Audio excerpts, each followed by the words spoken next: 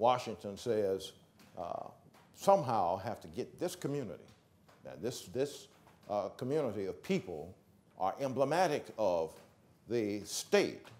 For Booker T. Washington, that a large portion, a large group of African Americans were stuck in, right, at that time.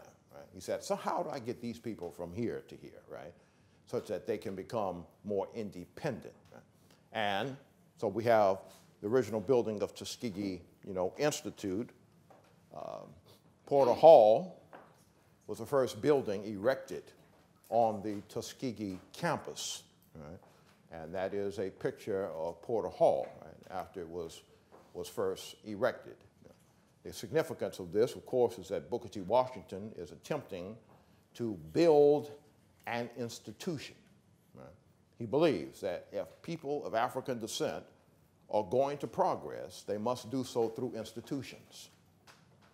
They can't do so individually. They must do so through institutions. So he builds Porter Hall, which is the first building erected on campus.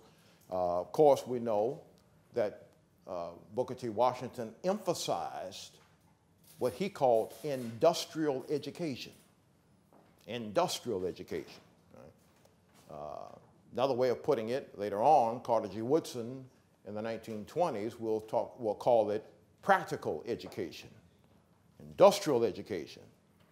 And that is the education that one needed in order to make the land profitable. Washington's argument was, what good was it for people of African descent to be able to quote Shakespeare or Edgar Allan Poe when they couldn't make the land productive? You have 50 acres of land,